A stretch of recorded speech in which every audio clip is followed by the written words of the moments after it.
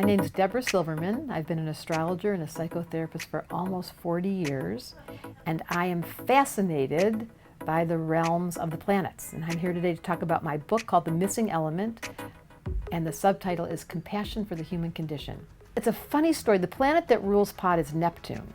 And Neptune was found in the 1890s when they found how to take you out of your body, and they could do anesthetics. They could actually cut open your body and you wouldn't feel any pain. So that drug showed us that there was an altered state where you left the body and you could come back in with no memory. That was the entrance of Neptune, the first time we saw it. Now in 2011, 2012, Neptune for the first time in a couple hundred years entered Pisces.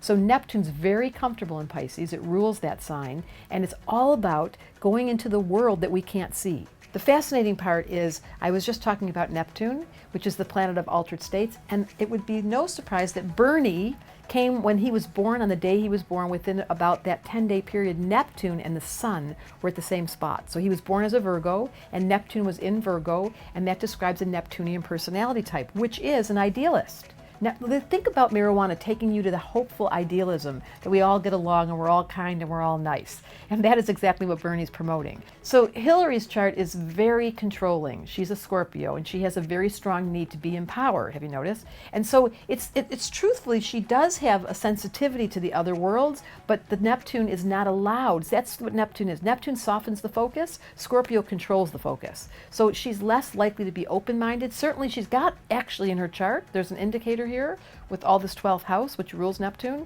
that she has an openness or more of a metaphysical, spiritual side, but it's so secret that we'll never know. There's a secret world that lives in her chart that I'd love to get underneath, but good luck with that. Trump is the funniest chart you've ever seen. So this is going to sound really funny. He was born with Uranus on his sun. So Uranus, the planet of radical departure from this reality, not wanting to follow, not having any sensibility about the norms, is a radical change. Neptune's soft. Uranus is like break the structure, destroy, dismantle the old form, and that's what his function is. And he's born under a full moon when the emotional body is wild, and it's in Sag, as blunt and honest as it can be. So he's truly being his chart. Would I suggest that he be able to support marijuana? He has a mouth that's very spontaneous and is going to speak to whatever's in the moment that comes through his head, and we don't always like what he says. However, he's definitely being himself, a little wild and a little Uranian, not Neptunian. So my prediction is this entrance of Neptune is a slow progression to 2025, where the idea of legalizing marijuana and softening the focus of all laws and our American culture being shifted radically is already in focus. Neptune rules dreams, and that's what marijuana rules. It takes away hard reality and it puts in place soft focus. And there's a value of soft focus because we get so stuck in thinking we know right and wrong. Who made that up? Someone that didn't smoke pot.